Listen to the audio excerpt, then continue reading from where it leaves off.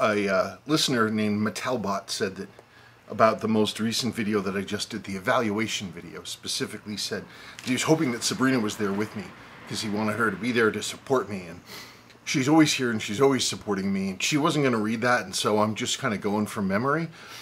Typically she doesn't hang around when I'm doing evaluation videos, but you know, if she's around and she has a question, she'll weigh in. But regardless, it's Friday. We have a severe weather alert for thunderstorms, and I'm assuming that we're going to get, you know, we'll get something, but I'm not sure what. But let's all cross our fingers and hope for just lots of rain.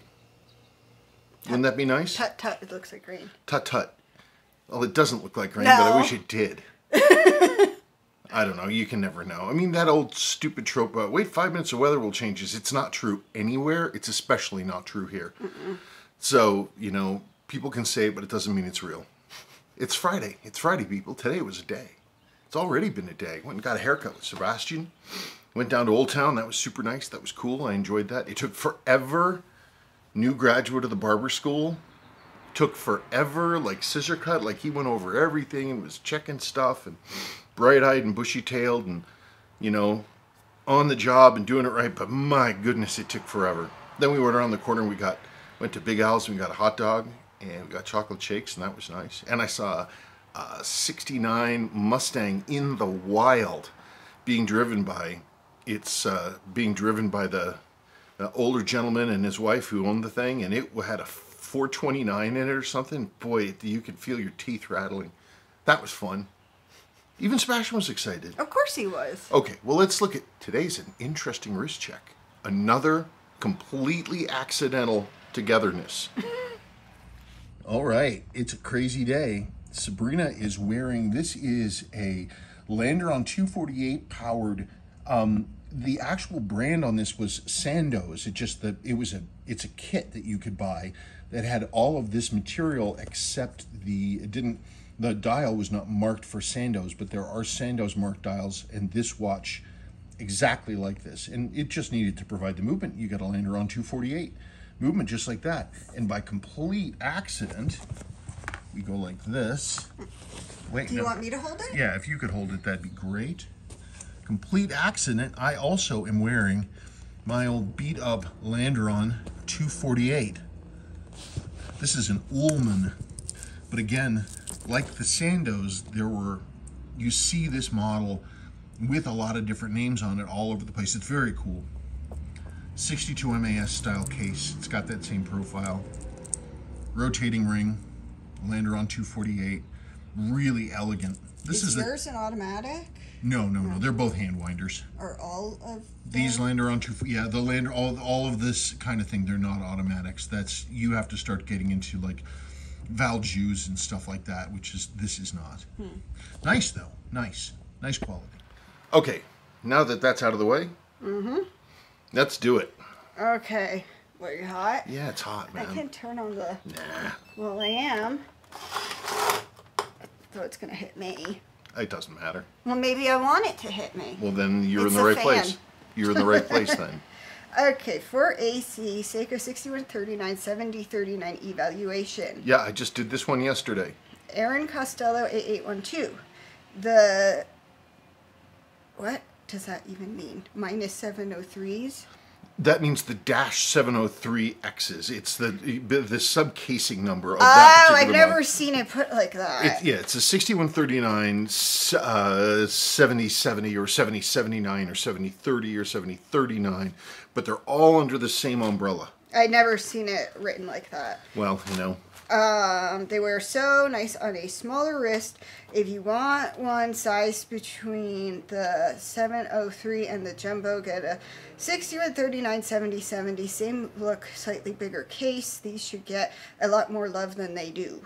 They should get a lot more love than they do. Talk about a clean design, people. If you have a second and you feel like it, you can pause this video or whenever you feel like it, and you go and you look at that watch, and it's a super clean design. Seiko is not really known for their restraint in terms of their colorways and their designs at this time, but it's a really clean design with just baton markers that are just printed, just not a lot going on. Very purposeful and minimalistic design. It's super cool. I don't know why they're not more popular. I really don't. Jeffrey Hickman 3871. About a 6217-7000 with no serial number. Yeah, it's a 6217, which is the first World Times. They came out in 1964, and there was a version of them. There was like a custom special run that was done for like this mountaineering group. And the examples, they had no serial numbers. Probably because they reworked the case backs because they have a custom outer case back, and there's no serial number. Anyway, now the question. That's sort of strange. No serial number on the case back. I just hope this isn't a counterfeit Seiko. The serial number could be on the movement. A very high number of watches are being counterfeited today from Tudor, Rolex, Seiko, etc. The list goes on.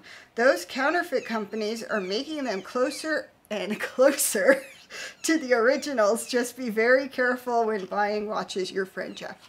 Yep, you're right, Jeff. It's true. But the thing is that even the counterfeiters cannot get their dials right. You know, you know what? I'll say it. I welcome the counterfeiter that can get a 6105 dial right. I'll shake their hand. If somebody out there can somehow do the absolute miracle of technology and craft that apparently escapes every other company on the face of the planet, it seems absolutely incapable of doing an accurate 6105 dial. It's like there's a curse on it or something. It can't be done, or nobody will do it if there's a bet against it, or the Illuminati doesn't want it to happen. And there's some frickin' reason that nobody can get that one right. In this particular case, it's the same deal. There's not enough of them to really fake them, but people wouldn't really think about it. In those 6217s, you'd have to... What is that blue jay doing? They have a nest in the other tree, and I think that they hop around the front yard. I think they're eating something. Well... I told you they were having battles this morning. Yeah, bird rap drama. Yeah, so, but definitely fakes are coming all over the place, but it hasn't hit Seiko too much yet because they can't get the dials right. I dare you. I dare you. Are you a watch counterfeiter? I dare you. Make the right dial. If you make a correct counterfeited, if you make a good reproduction Seiko 6105 dial with the right flat markers and the correct grain loom, and even if you just put the locating pins for where the applied Seiko goes, so that it's the right spacing, you could drop in an original, you'd have to hire people to hold up your pants because they'd be weighed down because there'd be so much money in your pockets. Oh, that went in another way. I stole it from Terry Pratchett. Well, then my challenge is to make a, what is it, the 6139 indicator ring or something that you're always screaming that people can't get right? Oh, well, no, they've got the indicator ring is the yellow. Better. Yeah, the yellow. It's better. It's usable. It's not bad. It's not 100% correct. It's, you know, it's always with everything. No, actually, here's your grail. Here's your grail. A 6105 handset that is correct. Specifically, the long sweep. There are reproduction long sweeps now, but the size of the loom windows is wrong. I actually have those coming in. I can tell at a glance. You look at it and I'm like, I'd use it if it was correct, but it's not correct. I mean, it blows my mind. I mean, there's correct, there's right, and then there's not right. One of the two things is not right. So, you know, whatever. Nobody asked my opinion. From Mail Call, Grover 5794, love your content. What's your opinion on the 4R35 and H35 movement? They're great. They're great. Their tech is amazing. Their tech is amazing. They're beautifully designed.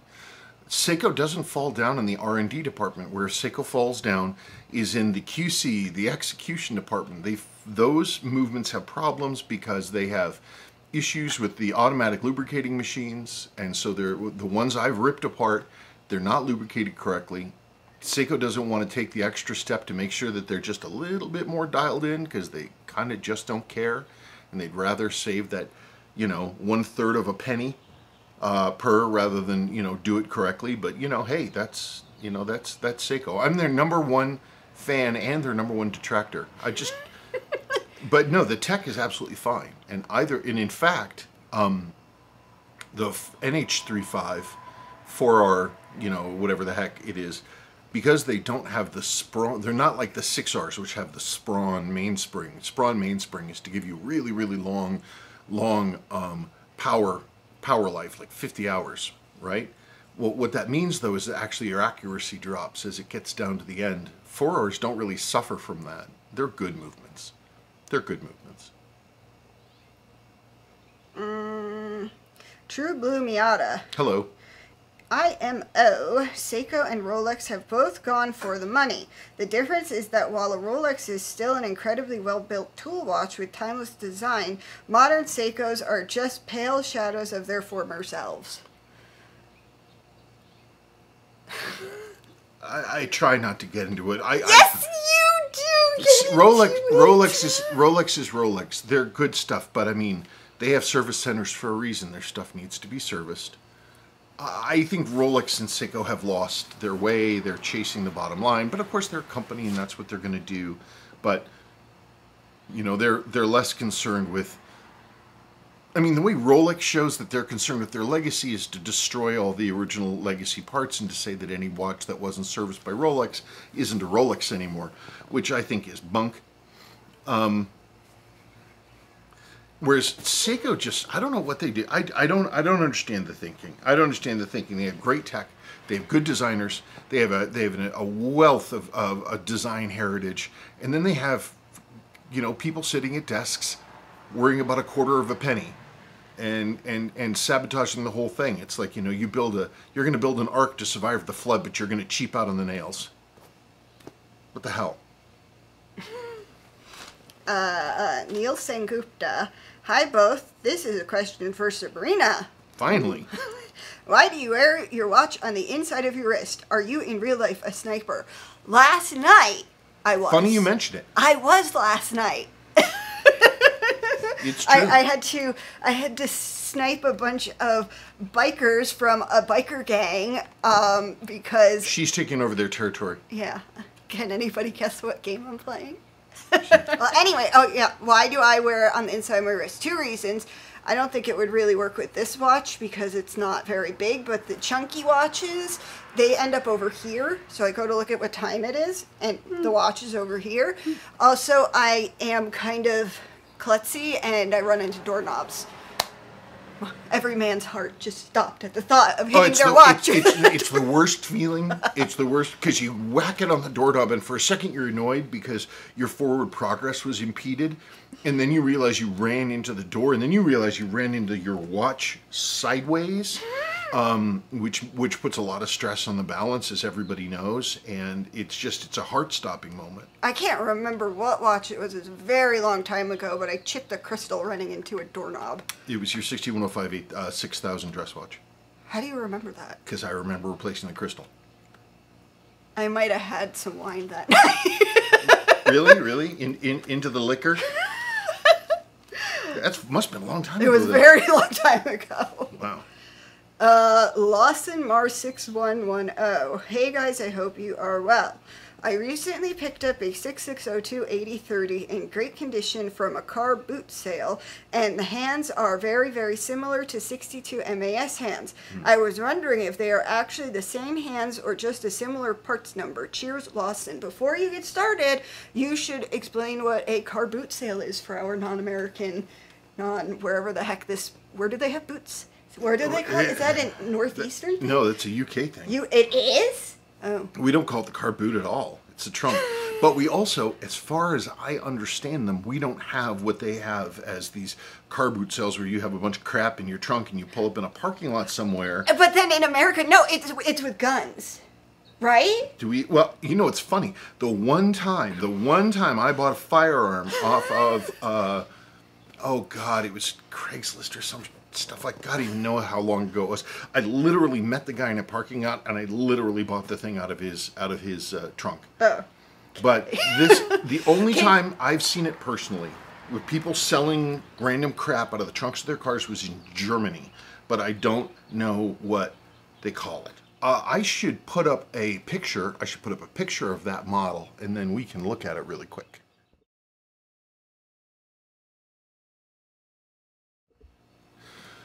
You know, it's funny, I looked that up and there were a bunch of different pictures of that particular model. Some of them had non-loomed Dolphin hands, those are the pointy ones. There were a couple others, one that was clearly a 7005, but this picture that I just showed you, those are definitely, those are the same hands as the 62 MAS. Seiko used those a lot. They have what I call the dress mas. They had like 4 different makes, like a 7625 and a 7005, wait, did I already say 76? I said 7625, 7005, 6619, and 6119. Almost all of them, they had the same very, very restrained, very elegant, very pared back dress watch, all of which used that handset.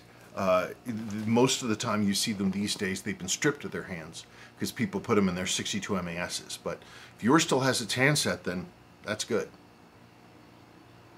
Sorry, I was scrolling down. Yeah. Joseph Stewart. Hello, Mr. Stewart. Hey, Team Colorado. Hello. Hello. Question for next mail call. How is the Pulsar Y514 project coming along? Why don't I stop and I'll show you. You know, it's funny you should ask because I actually have it out. So here it is. It's original. This, for those of you who don't know, this is there's a watch that Seiko made, a couple watches that had a very specific case that I really just love. I love the way the case looks. This is a fairly rough example of that case. This was Joseph's. It was a wreck. It was in pretty rough shape with a badly damaged dial, very badly damaged hand loom, darkened dial loom. The movement, the original Pulsar movement, which is the base of the 754, 87549 family, was just non-functional, was just dead.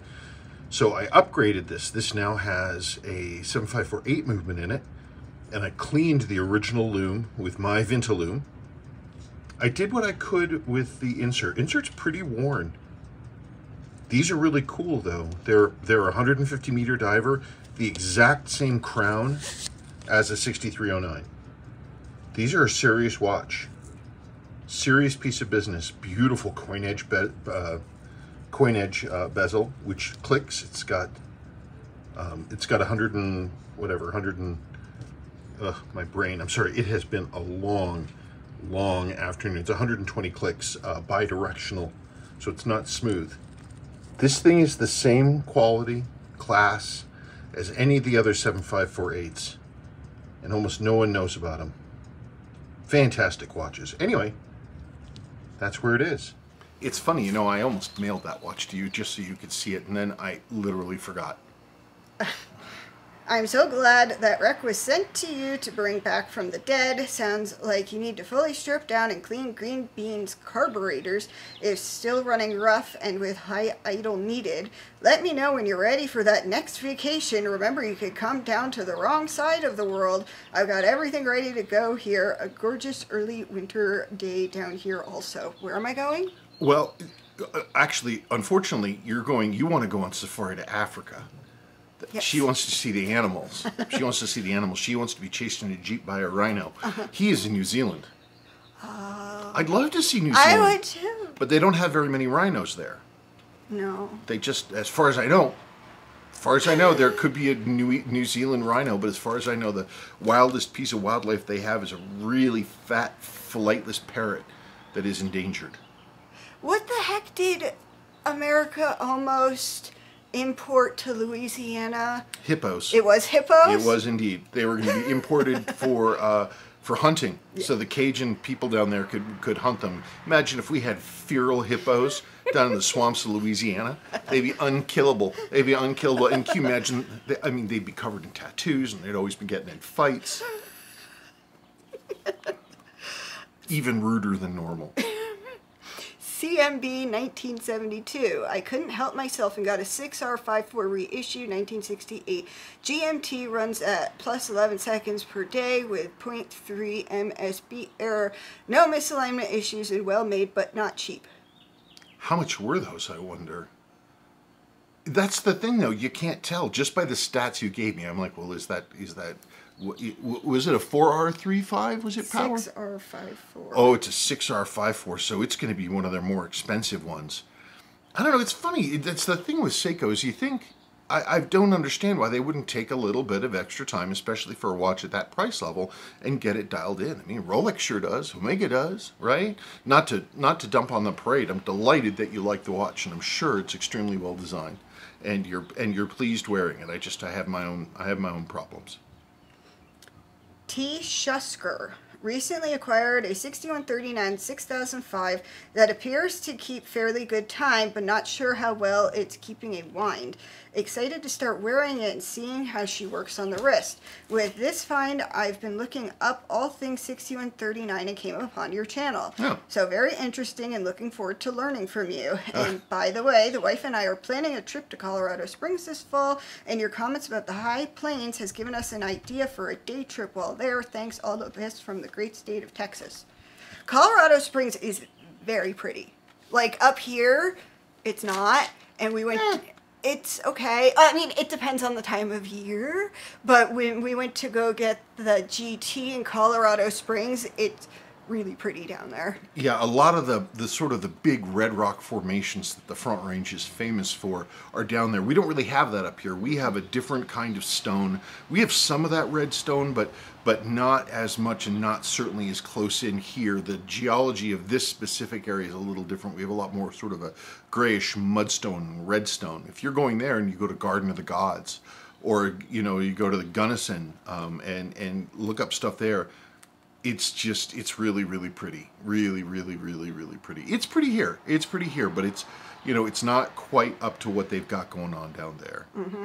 Yeah, those high plains, man. If you go up there, if you go up to the uppity up, be prepared to bring your oxygen bottles. Yep.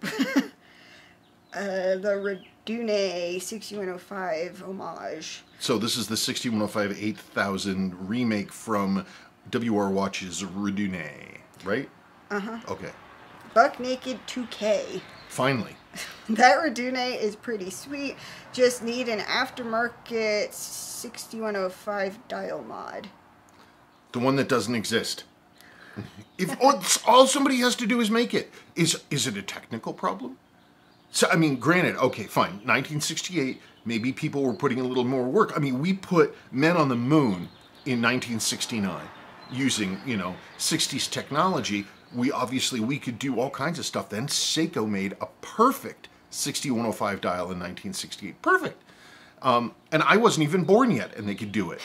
And yet it can't be done today. I really, really want to know why. I mean, people think that I'm just memeing or joking or saying, I really, really, honestly, some days, I would love to have an answer for why. It's the most critical element of a 6105, aside from the surface of the sweep hand being 100% flat, which they also don't do. It's the most critical visual element of a 6105, and it's the difference between a knockoff and the real thing, and they won't do it. Well, there has to be some reason why it can't be done.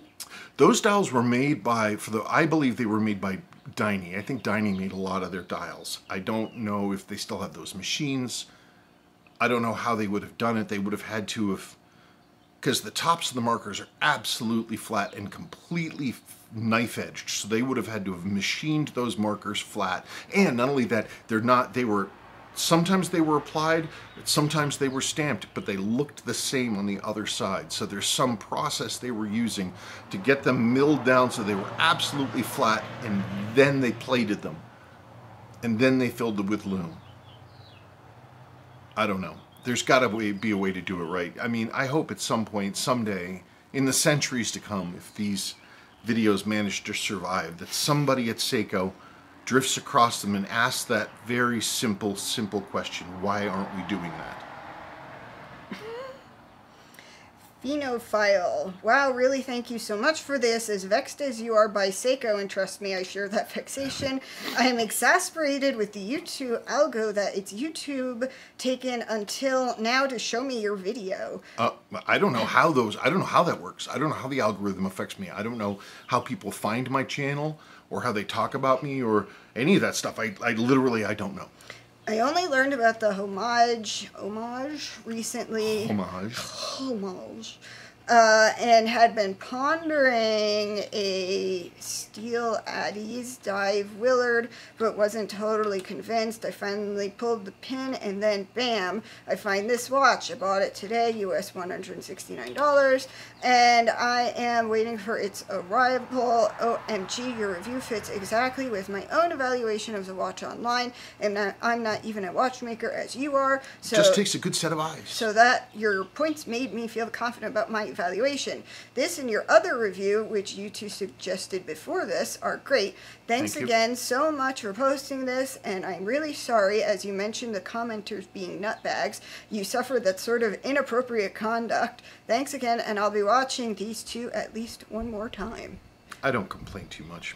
You viewers are very nice, and you're very patient with my nonsense and my lack of planning and my terrible editing and my inconsistent production and I just, you know, I am who I am, and I produce what I can produce when I have the ability to produce it, and we all get through to the end of the day, and I think that's important. I didn't know people were being jerks. No. I actually, I think he's talking about something from a long time ago. Oh. But, you know, everybody's fine. We're all just fine. We're all going to get through it together, and someday Seiko would produce a 6105 dial worth owning. Again. Wait, I think that you got all messed up. I did? I think that now here's the baby jumbo again. Oh, I might have put a baby. So this is back a baby jumbo comment. So now we hear about him not being able to edit his videos well. Yeah, I don't know. Sometimes, I mean, I must do something sometimes that annoys people. But Saul Brook tells me that our approval rating, like how many up likes we get to our things, is like 10%. He says that's really good. So, oh, that's nice. So, I mean, that's nice. I mean, I'll take that. But this is about the 6139 baby jumbo that we were talking about earlier. From Super Y514. If I caught that correctly, the serial number indicates it's the first mini jumbo made in 1972. You are correct. It was you were correct for a given value of correct. It was the first one made. Wait, 003. I'd have to look at this. Actually, hold on. I had to check that. It was the very same as the April 1972 is exactly when it came out. 4 BC Seiko 6138-004 full restoration. Yankee Express had one of these brown-red Seiko Bullhead Chrono 7980. Got it at the duty-free store in Aden, Yemen, when my U.S. flag cargo ship was getting fueled on the way home from New York. From India, Sri Lanka, Pakistan, I was a cadet. Watch had English and Arabic days. Lost this watch while windsurfing soon after I got home. Still miss it, but it is a big, heavy hunk of stainless. Yeah, they're a hunk of funk, that's for sure. You lost yours. It's still on the bottom somewhere. It's still on the bottom somewhere. Unless the orcas took it. Unless the orcas took it. Maybe it's you know, on a fin to this very day. You know, if the seals ever held up. Well, that's too bad. What, you were a cadet, like, so you were like merchant marine or something like that, dealing with that kind of stuff? That would have been fun. I bet you wouldn't want to go through that area now, though. Not with all the, you know, all the piracy that's going on. That'd be tough. That'd be tough. Sorry you lost your watch, though. If you want another one, I can make that happen. I certainly can. Bruce Barlow. Nothing like a sweet 6138 movement. It's true. When they're in good condition, they are sweet. When they've been messed with and, you know, they can get a little funky. And it's always the case with a 6139 or a 6138 when they've been maladjusted and worked on. Because there's little things that you need to. There's tricks of the trade for dealing with those that can help you sort of comb through all the junk. But if you're unfamiliar with them, it can be a real serious challenge to get the chronograph assembly, especially, to behave the way that it's supposed to, because you're dealing with clutch plates and springs and operating levers, and those things, they have springs, and then there's springs on the hammer, and then the hammer faces, and then you've got eccentrics. You've got two eccentric screws it goes on and on and on. What you will hope is that you're just servicing and you're not cleaning up anybody else's problems. That's what you hope. Dr. Tixon, I'm guessing that's how it is pronounced. How does a movement spring go missing?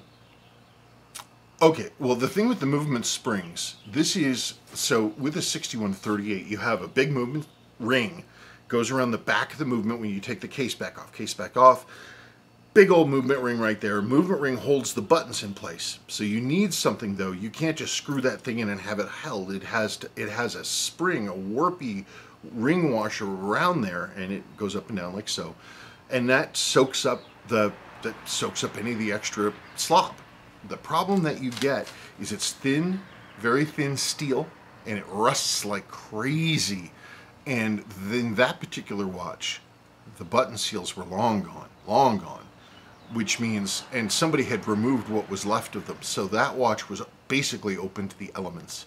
And whoever had done that work, what we probably found based on the amount of rust that was on the movement ring spring itself, that movement ring spring the movement ring was coated in impacted corrosion and rust. It took me as long to clean that ring as it did to assemble the whole back half of the movement.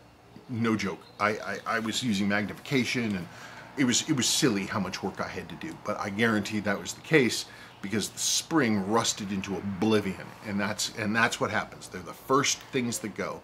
They're the canary in the coal mine. So that's what happens. Somebody opened it up, said, this thing's garbage, threw it away, we don't have anything else to replace it with. What's the next closest thing I've got? Well, it looks like it's going to be a tension ring from a crystal, and they cut it, snipped it, and opened it up, and it works for a given value of work, I think.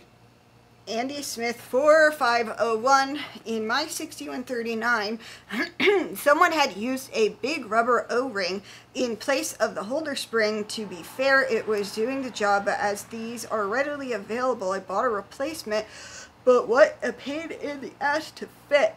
I can kind of understand why someone might not bother and improvise. Well, they shouldn't be that bad. The way that those work is they have sort of a tab on one end. They're for 6139, they're open. 6138, they're a sealed circle. You just drop them in and there you are. 6139, they're open on one end. And right here, it's got like a little tab that comes in. And you put that tab in, and then you kind of work the spring in because it's got a groove that it snaps into around, and then click, and that's the end of it. Once you know the trick of it, it's not that tough. But yeah, but you know what the crazy thing is about those? There's all these reproduction parts now that are coming out. The right springs, the hammer springs, movement ring springs. There's a ton of stuff out there, and it's all correct. It's correct. Whoa! Seiko won't produce them, and not only are people making them, they're doing them the way that they were supposed to be done. Yay! Good job, people. And what that means, now the big next challenge is who is going to be able to reproduce the chronograph wheel. Anybody who's able to reproduce the multi-component chronograph wheel, well, they'll have somebody who will buy them. I'm absolutely sure. I'm not sure how many, but somebody will. KVW's Which Watch? Which watch? XYZ Chain 4199. Good luck, Spencer. You're going to need it. This is the creepiest thing in the whole world for me. So I made that video saying, hey, does anybody have this ring? Does anyone have this ring? I'd gone through all my rings. And I made the video, and I turned around, and I looked at the ring. There was one ring I'd forgotten to put away. And it was sitting in the middle of my watch bench, and I looked at it, and I was like, huh. And I went, click, and I dropped it, and it went clink, and it dropped in. And it was the right part. I have no idea where it came from. I don't remember putting it there. I don't remember finding it. I had looked through every ring personally. Myself previously, I had tried every single one. None of them fit. It literally was the exact right part. And it wasn't like hiding under anything. It was in the middle of my workbench, sitting there. The watch is done. It's finished. In fact, it's so unnerving, I'm not wearing it. Because I don't... Yeah, he was really freaked out. Where did it come from? I mean, look, I'm a scatterbrain. I'm a little loose-headed. But I looked through every ring I had, and I didn't have one. I don't ask for parts lightly. It's not something I'm going to go to very often because I should be able to do it. And it was just there. It's like, you know, you have some like time travel cartoon where I have my back turned and there's this in air and a hand comes out and drops the part on the middle of my watch bench and goes zoop, and drops away again. And there I am. It's like somebody decided they needed to change the past. And I don't know, it's the trippiest damn thing. I have no idea how it happened. I'm still freaked out about it. I'm serious, and I'm not joking when I said I'm not wearing the watch because it freaks me out. Are you going to sell it? I don't know what I'm going to do with it. It's upstairs in the watch box, and it's just like, I look at it and I'm like, I don't know. I feel, not that I feel woogie about it, but I feel a little woogie about it. CMIT 8883. One of my favorite vintage Seikos. Love the case. Oh yeah, those, they're cool. Seiko did a lot of those where they have that sort of, the case that drops off on all sides, and it's not a hooded lug. It's an open, like, short lug, like a really tight little lug for a sort of a finish bracelet that Seiko used to do when the bracelets were really part of the case in terms of their design. And that's what they did here. And that's also part of the reason I'm not probably wearing this. I don't have the original correct bracelet, and it really looks best when it's on its bracelet, which I don't have. So do you think I'm gonna turn around and find one in my crap? That would be weird. Yeah, if I start digging through and I find a complete 7107 6050 bracelet in my junk, then we know that it wasn't critical to the time plan. Mr. Mad Villain, finding case parts is kind of the pits. I'll take a look at my case guides when I get back to my studio. We'll let you know. I still want that information. If you do find that, I want that information. I want to know the part number. I want to know what else that thing goes to. The fact that I found one sitting in the middle of my watch bench only deepens the mystery. I want to know what else it goes to. Now Greenbean stuff. Oh, okay, folks. So if you are watching only for wristwatch content, you can stop watching right now because it's time for Greenbean. So I'm gonna do this. Get a drink of water, I don't care. So it's Greenbean time. Yes. Yeah. Super U1T. Concerning Greenbean, my dad used to test for a vacuum leak by taking a bath towel, folding it up into, say, a quarter, with the engine running, quickly cover the carburetor, and the engine should die immediately. If it continues to try to run, means it's sucking air someplace. Normally, it's the gasket between the carb and intake manifold, or the intake manifold itself. Those two places are highly suspect in an old car. It's fairly easy to replace both gaskets. I would replace both right now since you have the hood out of the way. Get in and sit inside the engine compartment so you can get right over it, and it's not that bad. On an old engine with a rough idle, that's a must-do. Yeah, one thing I read about, because the way that the MG carburetor is set up is you got your intake manifold, then you have a heat shield. Okay, so you got intake manifold, heat shield, then you got this spacer block, then you have the carburetor itself. Something I just read about is that they're sort of lozenge shaped, and they're bolted only on two corners, not four. What happens over time is they bend. They get a bow in them, and so you could bolt the ends down as far as you want to, but the middles might be touching, so you have to go in and reface those damn things. I don't even know how many times I've had these off. That's potentially the next thing. It's running well, and I've certainly gotten it better. I changed out all of those seals, and it's definitely better than it was, but it's still got a little bit of a rough idle. But I haven't really... This is now an open use space where everybody tends to hang out, and they don't like it when I run the car a lot. So I haven't had a lot of time to just sit here and let the car run. Well, then just kick us out! Well, it's just one of those things. But I have now my temporary plates. I went and did this yesterday. I have my temporary plates because my safety inspection is the 27th. And I've got to get this car capable of running to the next town over. Actually, it's more than a couple towns over to get my safety inspection done. And I'm hoping that at the very least at speed I can, move one of the cars out here and tootle around the neighborhood in my car, but I've got to get a seat bolted into it first, which means I have to get the carpets put into it. That's the next thing, because I'm not going to bolt in the seats before I put the carpets down. I've test fitted the carpets, but I'm not ready yet to do that. It's just I'm going to have a lot of stuff. But if I have to take those carbs off again and reface them, I'll do it. But I'm going to try to do it after the safety inspection, as long as because it runs great. It runs well. It accelerates nicely and everything, but we'll just see. Dustin Ray 2819. The quickest way to find out if you have a vacuum leak at the base of your carbs is to spray brake cleaner or carb cleaner at the bottom of your carbs while running. And if the idle goes up, then you have a leak. If not, then it's fine. I'll do it. I've been avoiding doing that test because I imagine like the car just catching on flames. Apparently, you can do the same thing. You can do the same thing with a water sprayer, and what it does, it lowers the combustion temperature, something, if it gets sucked in, and changes how it runs, with the added advantage of not catching anything on fire. I don't know. I'm pushing. I don't know why I'm pushing. Is there any way you can get the tailpipe out, like, a little bit further? That's what people complain about because it smells up the whole house.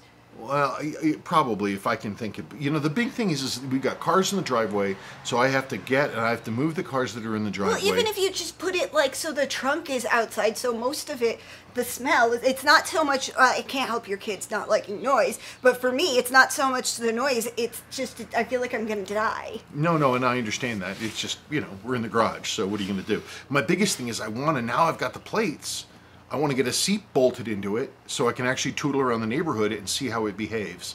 Because I don't want to be driving to my test and, you know, have it be the first time I'm on the road with the MG. And I'm driving 2 towns over to have the highway. Are you going to go on the highway? No. No, I'm not. I'm absolutely not going to go on the highway.